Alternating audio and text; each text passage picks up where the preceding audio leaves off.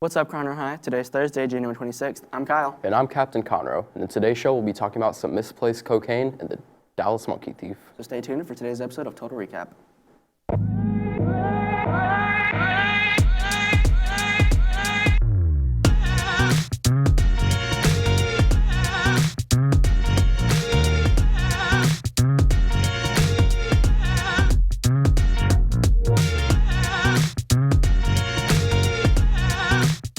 Recently, 3 tons of cocaine were found floating in the ocean by New Zealand authorities, becoming one of the country's biggest drug busts. They recovered 81 bales of cocaine weighing a total of 3.2 metric tons. That is 7,054 pounds of cocaine, making the haul worth $500 million. The Navy vessel took 6 days to ship the cocaine back to New Zealand, where it will be destroyed. Many of the boxes that contained the cocaine were bearing the black Batman symbol. I guess it's safe to say that the Dark Knight has crossed the line. Hopefully, none of those substances go misplaced. Speaking of things getting misplaced, on January 29th in Dallas, a man's love for monkeys proved to be more than he could handle. 24-year-old Davion Irvin was linked to an unusual string of crimes that kept the Dallas Zoo on the lookout for missing animals. Irvin swiped 2 monkeys from their enclosure and made his grand escape on Dallas's light rail system. He waited until nighttime before he carried out the most extravagant heist of his career. According to arrest warrants, he took 2 Emperor tamarin monkeys. Irvin is presumably still in jail, facing a $25,000 bond. And when asked why he did it, Irvin gave a very simple answer. He loves animals. And the best part of it all, he said he'd do it again. We'll now take you to a quick commercial break.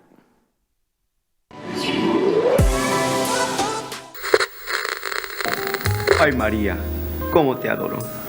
Solo pienso en ti y tu sonrisa. Tu sonrisa es como el sol y yo nunca te engañaré. Por favor, nunca me dejes solo. Nuestro amor es para siempre. Guy. Next. If you want to send your special someone a message on KTIG, scan the QR code or click the link below.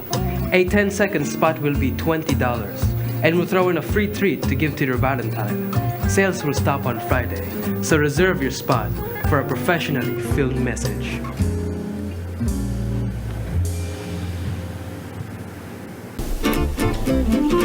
Alright, class, so today we're going to be learning about the... What? What are we supposed to do? Maybe if you didn't have your headphones in, you would know. Whatever, bro.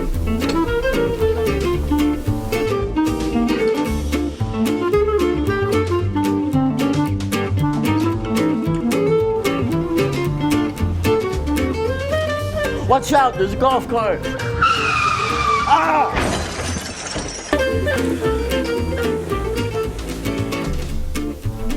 Take out the earbuds. Okay. Remember CHS. 1 in, 1 out. What's up? I'm Roy, your weather boy. Today, it'll be 71 high and 44 low, partly cloudy. Tomorrow, it'll be partly cloudy again, and again, and again. High of 55 tomorrow, low of 34. On Saturday, high of 57, low of 34. On Sunday, it'll be high of 61 and a low of 42. And finally, on Monday, it'll be fully cloudy with a high of 67 and a low of 56.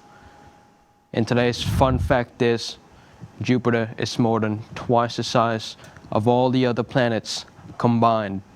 Now let's take a look at this month's Creature of the Month. What's up, Conroe High? Today we're here with Rosie, and we're going to be asking her a couple questions. First off, where are you from? What's up, y'all? It's Rosie. My kind's usually from Australia, but, good old me, I'm from Texas. And I'm typically found in arid or semi-arid environments. Basically meaning the desert or just dry areas in general. And then can you tell me about yourself and others in your species? I really like hot and dry areas. That's my mojo, I have a third eye on the top of my head, and I can hold my breath for up to 2 minutes. And I'm an omnivore. All right, Rosie, what's your favorite thing to eat? Definitely love worms. Crickets are up there too. Also, most fruits like blueberries and watermelon. What's a typical day in your life, Rosie? I just sit in my house all day and watch everything and think about life. I like to talk to my fish friends and my turtle friends across from my home. Very interesting. And lastly, what's your favorite color? Definitely creamy tan or like a super jet black. I'm pretty basic. Thanks for having me, Marco. Now, back to the studio. We're now going to take a quick look at our upcoming events. Check it out.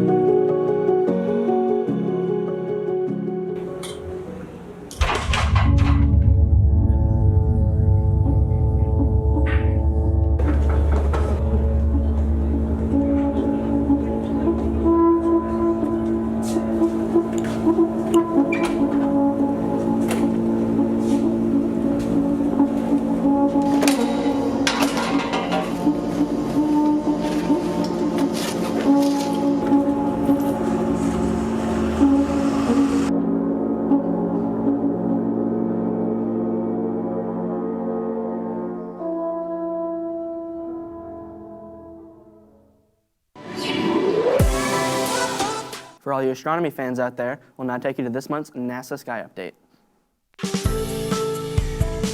What's up for February? The brightest planets converge, the constellation Auriga, and 2 star clusters you might want to get serious about. All month long, you'll notice the 2 brightest planets in the sky, Jupiter and Venus, appear closer together each evening. Find them in the west in the hour or so after sundown. On February 22nd, the crescent moon sits just a degree apart from Jupiter, with Venus hanging beneath them. The 2 planets then continue to get closer in the sky over the following week, culminating in a close conjunction on March 1st. Another nice pairing takes place on February 27th, when the moon and Mars will appear less than a degree apart. You'll find them high in the southwest after sunset. The constellation Auriga makes for a worthy target to pick out of the February sky. Auriga represents an ancient chariot driver, and it's often depicted as the entire person, but given the outline, you might prefer to think of it as one of a chariot's wheels. The brightest star in Auriga is Capella.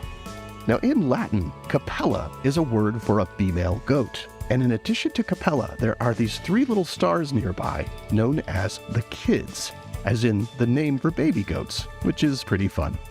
Opposite Capella toward the south is the bright star Elnath. Technically, it's part of Taurus next door, but it helps define the roughly circular shape of Auriga. Auriga appears high in the western sky on February evenings, and it's relatively easy to find thanks to Capella and Elnath. From Orion, look northward twice the height of Orion to find Capella. Then spot Elnath on Auriga's opposite side, and from there it's pretty easy to identify the other stars that round out the shape of the Charioteer constellation. All month long, observers with access to a good pair of binoculars or a small telescope can hunt for 2 easy star clusters using the brightest star in the sky as a guidepost. They're 2 open star clusters, M41 and M47. They're called open because their stars are close together in space, but in sort of a diffuse structure. To find them, start with brilliant Sirius, which is easy to pick out toward the south in the winter night sky. M41 lies just 4 degrees south of Sirius and should be visible in the same field of view in binoculars, where it appears as sort of a faint patch of light. It's about as wide on the sky as the full moon, though in actual extent, it's about 25 light-years across and is located about 2,300 light-years away from us. To find M47, you can also start at Sirius and work your way over toward the east about 12 degrees, and then a couple of degrees to the north. It's about the same size on the sky as M41, but just a little brighter. M47 lies about 1,600 light-years away and occupies a volume of space about 12 light-years across. Our own sun is thought to have formed as part of a cluster like these. So finding them in the February sky can be a pretty neat way to connect with our own cosmic origins. Here are the phases of the moon for February. Stay up to date with all of NASA's missions to explore the solar system and beyond at nasa.gov. I'm Preston Dykes from NASA's Jet Propulsion Laboratory, and that's what's up for this month.